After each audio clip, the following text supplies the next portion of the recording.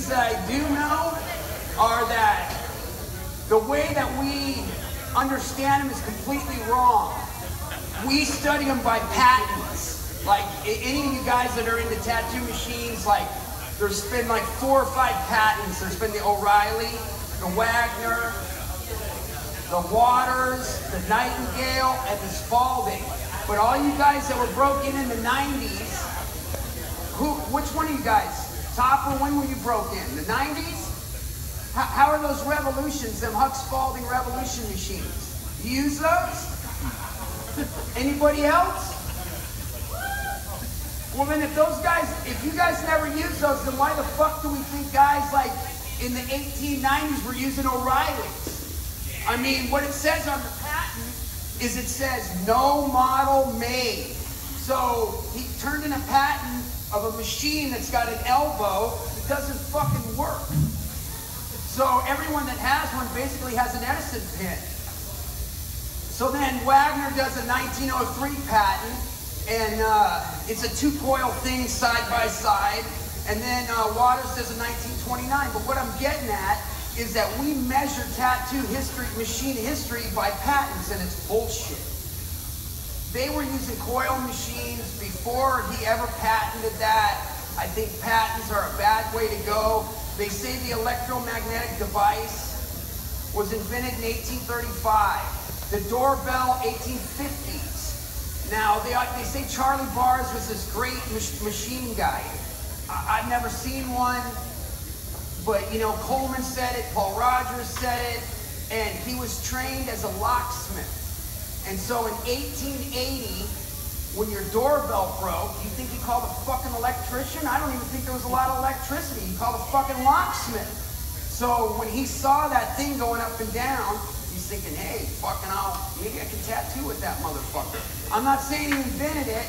What I'm saying is tattooers are inventive people. And we see a problem and we solve it.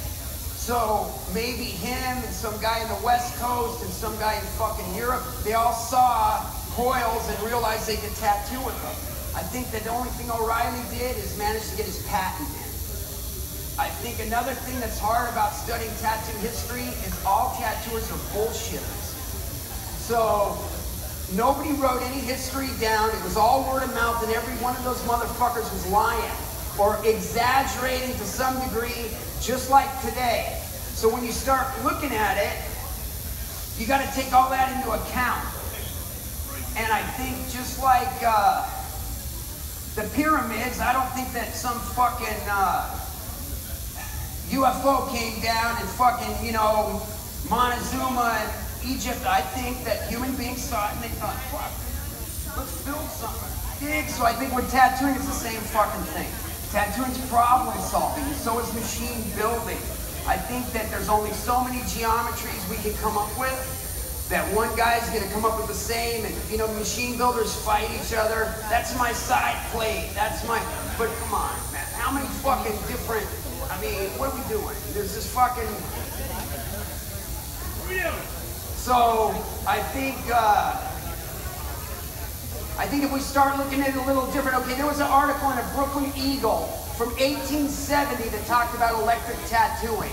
Now, if there's an article that some fucking guy wrote, and you have to take into consideration that if we were all dead and it was 100 years from now, would the media depict what tattooing is today? Fuck no. What, some fucking TV show? Is that Bob Roberts? Is that fucking, no. So 100 years ago, it's the same fucking thing. We read these accounts and we're like, oh, that must have happened because it's in the fucking newspaper. Get the fuck out of here. I don't believe it. I believe that there is some truth to it. But anyway, with that in mind, the Brooklyn Eagle, there was an article in 1870 where the guy's talking about electric tattooing. Now, if the fucking O'Reilly machine ain't fucking patented until 1892, we got 22 fucking years of what? One guy in Brooklyn? Bullshit. It was just a spontaneous combustion. And I think that the sooner that we stop using patents as some kind of marker, I mean, Crow, you're broke in the 70s, right? You ever use a Carol Nightingale machine? You tattoo with one of them daily? I mean, so fucking let's throw that all aside and start looking at it more like problem solving. I think that's one of the first things we need to look at. Another thing is, you know, God bless Chuck and those goddamn charts he did, but they're all fucking wrong, okay?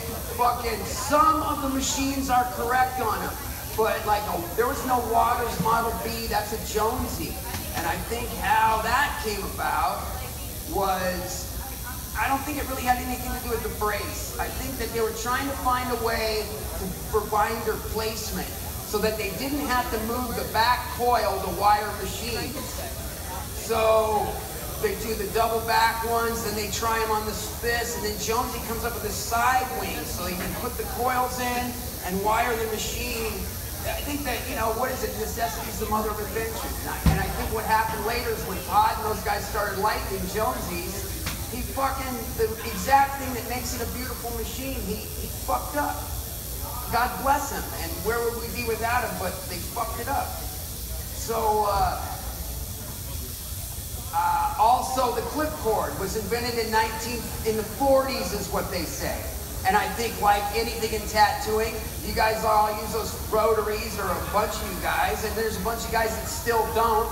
So you can't go by when it was invented. Every tattooer in the world ran to it and started fucking using it, because there's going to be a bunch of old timers. They're going to say, just like hand tattooers, when electric tattooing came in, they're going to be like, fuck that shit. That's fucking no good. That's not a real tattoo. But slowly, just like the clipboard, it evolved. And I think once you look at machines and machine history more like that, I think then we can get more of a grip on what the fuck was going on. I think the other problem that we have, just like me, is fucking historians like to always say they're right.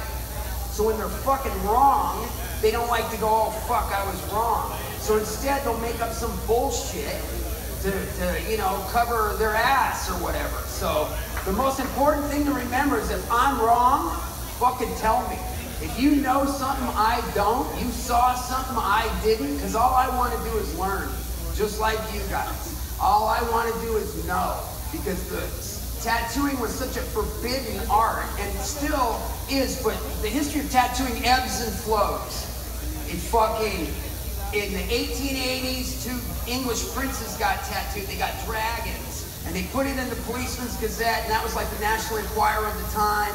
And so all these motherfuckers saw it, and they're like, I want tattoos. So the first travel brochures to Japan had addresses for tattoo shops. So then all the fucking rich people and all the fucking hipsters and everyone wants a fucking tattoo. So it gets all popular, and Wagner and those guys down in the Bowery, they're all fucking sweethearts. And then again, as it fades in another generation, it goes back to dregs like me.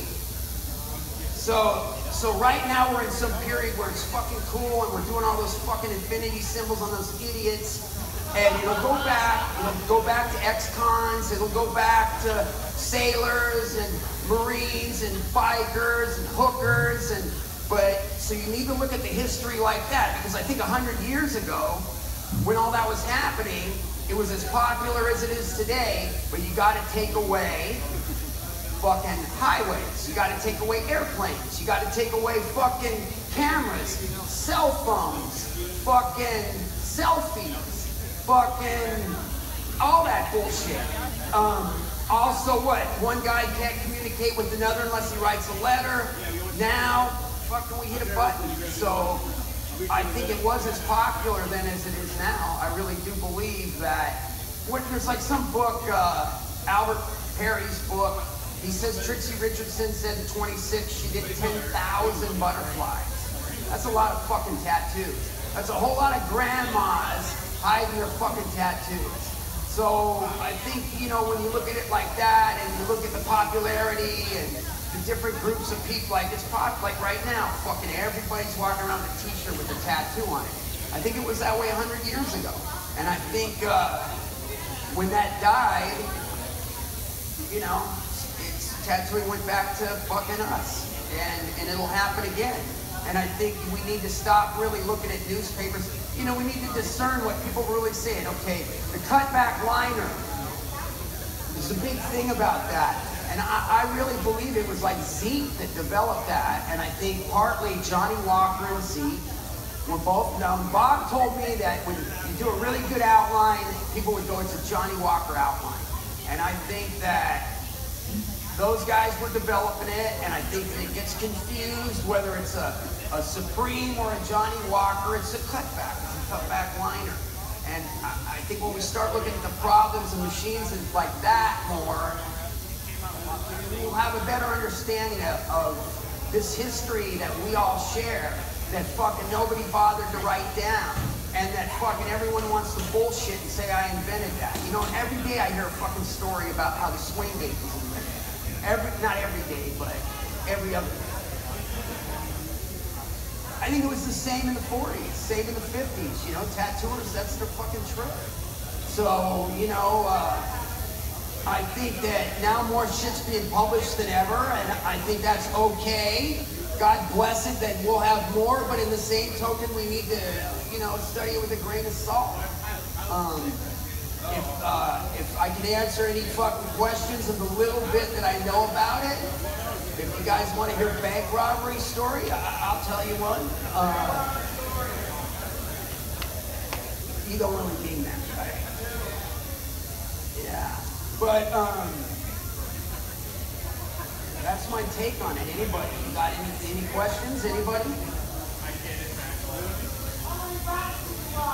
29 banks. 29 banks. 29 banks. I was a ponytail bandit. You know, what is it? Invention is the... Necessity is the mother of invention. I needed money.